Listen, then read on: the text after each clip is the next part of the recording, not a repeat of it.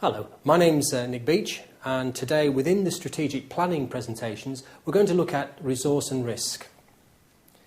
Now, risk is an interesting area to look into. Often organisations oversee or risk as in don't observe it because they assume things will occur, and often that can have a major consequence to an organisation.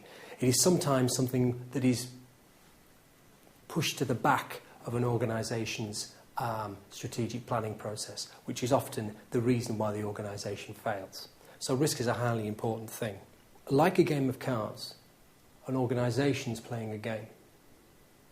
It's got to have an understanding of what its competitors are playing, what their hands are, and understand what capabilities it has, what hand of cards that it has, and whether that can beat, match, or lose against various players. There have been many cases where companies have naively gone head-to-head against a big corporate giant, only to be wiped out because they didn't have sufficient funds to support their initiative. I've seen cases whereby organisations destabilise elements of the competition by putting in large price cuts, which takes the market away from a new entrant into a market. So you've got to be able to understand what the risks are to your organisation, be that financial risk or reputational risk, and how the environment plays around that. Key outcomes for today. Identify the impact of risk and how to manage it and its impact and the impact of it. In other words, what are the risks, how you can minimise those risks, and if you don't minimise it, what's the risk you take? Secondly, identify the importance of matching resources to capability. In other words, can you, with the resource base you have, gain strategic leverage by enhancing your capability? Risk and hazards is an interesting debate, or interesting to look, two words to look at. Risk is what you are actually putting forward as losing. Hazard is the potential of it occurring.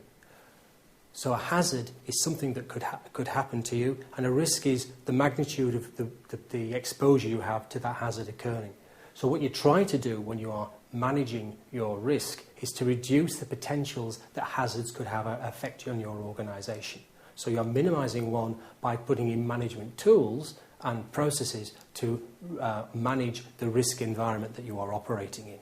The key for this, or the key issue that you've got to be concerned about, particularly at boardroom level, is that you are adopting the appropriate strategy that accommodates within the resource base that you have and in the environment that you are operating in, appropriate risk strategies to minimise the risk to your organisation. In other words, you are not making wild decisions unfounded on logic and exposing the organisation to potential failures. Now that can be at multiple levels. That's not just the resource base. It could be that you could destroy your brand in one country because you are not taking consideration of the partners that you are working with in another. So it's far more than just a physical series of risks. Risk management. Risk management is really the art of reducing risk. You're never ever going to remove risk completely from your organisation's portfolio of opportunities that could go wrong. But you can be aware of what risk is and devise strategies for dealing with that risk. In other words, you minimise the hazards that are around you, or accommodate the hazards that are around you, or just don't engage in an environment that has those sort of hazards. The issue is that you make the strategic decision to do that and don't just wander into catastrophes time and time again. Only that way you can be sure of having a long-term plan that was actually going to work. In other words, by taking accommodation of risk, understanding what risk is within the environment you're operating in, you are aware of how that's going to impact on you, not just on the immediate, but in the long term as well. It shouldn't be just seen as an issue with regards to an accident. It could also be an accident which could injure people or damage resources. But it could also have issues like reputational damage. It could also have a major impact on how stakeholders see you. And there's been a number of major cases across the globe where companies' brands, operations in one area has affected the brand positioning in another environment because of operating in those other areas. That moves us on to another area, business capability. Business capability, to a degree, is your unique series of assets. It's the way you do business, the way you engage with your customers. It's the know-how and the know-what. You know how to do it, but more importantly, you know when to do it, where to do it, and how often to do it. So it's engaging with your clients, knowing who you're engaging with, know how those skills the skill sets you've got, and employing those skill sets to the optimum result. It could be looking at your business processes. It could be looking at the way you do the structures of your organisation. It could be that you analyse the market in a very effective way, and you know where to jump when your competitors don't. It is those capabilities of the strategic thinking of your organisation and the implementation throughout the organisation that could give you the competitive advantage to win. This isn't stuff that just appears. You must have something that not only is not by chance, but is systemised. So you try to build skill into your organisation, awareness into your organisation that gives you the capability to make effective decisions, that you know what your unique selling position is and how you can exploit that to the optimum. So business capability is almost a conscious awareness of what's going on in the environment and how you can operate to optimum within that environment. In other words, skill is a tactic form of knowledge, social relations that are embedded in a firm, routines, managerial process, forms of communication and culture.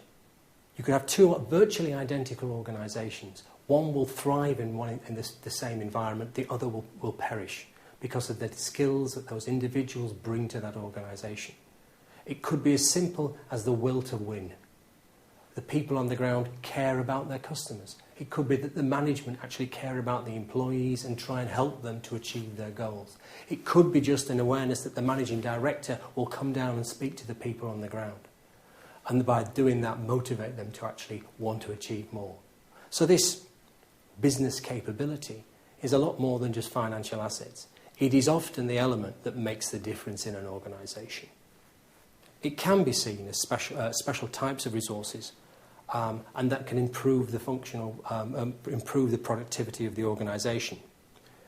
And it can really be a cluster of capabilities that you bring together. So it's understanding what elements within your organisation work and how by combining them in an effective way can make them work better. Porter's value chain is one good tool that can be used to analyse the capabilities within your organisation. Look at your value chain, see how that works, and see how each element can not only be excellent in its own right, but can actually augment other elements of the value chain and the value process that goes through it. The resource base for this? Wide in many ways. Knowledge, experience. People get better at things if they do them more often. One organisation improved its customer care by just not losing staff. Because it didn't have to continually retrain staff every 6 months and retain them for 5 and 10 years, they got better and better and better at what they did. What was more important, they also got more and more pride in what they were doing. So they not only were better at it, but wanted to be even better at it. So this business capability can be very much a humanistic approach, driving belief within the organisation and minimising cost as it goes along. So it's got a wide range of assets that you can use, not just the humans, but there's also the facilities, making an environment that people want to work within can also help with that. In summary, what we've just looked at. Firstly, risk. Risk is damaging.